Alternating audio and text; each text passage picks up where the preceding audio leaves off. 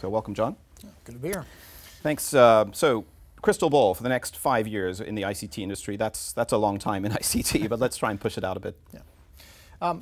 Well, so first, I think the term ICT is one of those it's bantered around quite a bit, but I'm not sure people understand exactly what that term means. For us, what it really describes is a convergence or a confluence of markets and technology. And the premise is, as we go forward, and even today, it's actually becoming very difficult to solve enterprise or consumer or even carrier problems or to address market opportunities by just drawing from the technology of each of those ecosystems. A great example is, if you want to mobilize your workforce as an enterprise, you can't do it by just going to an enterprise vendor set. They simply don't have the technology to do that. You must go and talk to the mobile operators. You must interact with the consumer electronics people that have better devices like tablets and smartphones. And so if you believe that that is occurring, if you believe that fundamentally the big problems have to be solved from all three domains, then the consequence of that is that the domains start to become a bit blurry. The definition of a vendor in the ICT experience is actually no longer clearly just enterprise, carrier, or consumer. It has to be a vendor who can solve ICT problems. And so over the next 5 years, there's going to be a few things that happen. One, obviously more of the problems are going to be solved by thinking broader, a much broader toolkit, a much greater set of technology than we've historically ever used.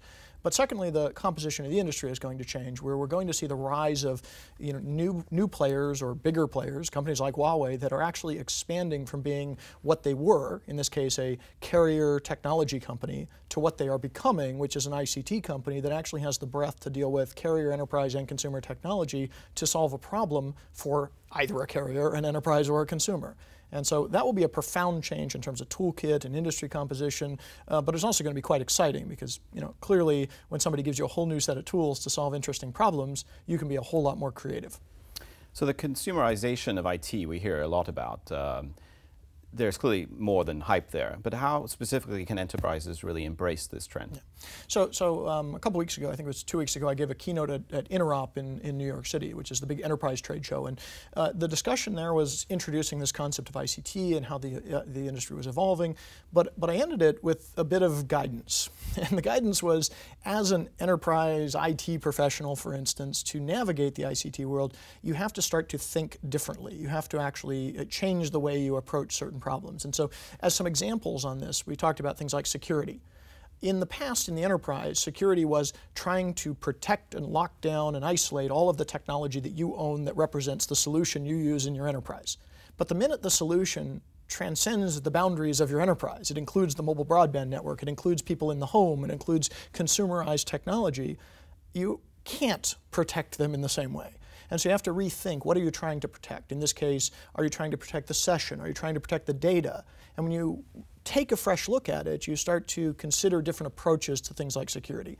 The same thing is true with things like high availability. Enterprises are obsessed with mission criticality of their systems. The idea is we can't have any system failure, otherwise the business will suffer. And that's absolutely correct. But in the past, the way we tried to solve that problem is we tried to find one piece of technology that was 5 or 6 nines available and did not fail very often. Remember, it was not infinity for its MTBF, it was 5 nines.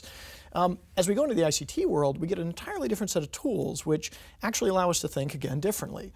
Which is better, a 5 nines PBX or a communication experience that uses 7 or 8 different channels of communication, different instant messaging, voice over IP, video collaboration, social media, that achieve the same task, that to get from point A to point B, meaning for 2 people to communicate, they can choose different tools, and each of those tools is maybe only 3 nines available.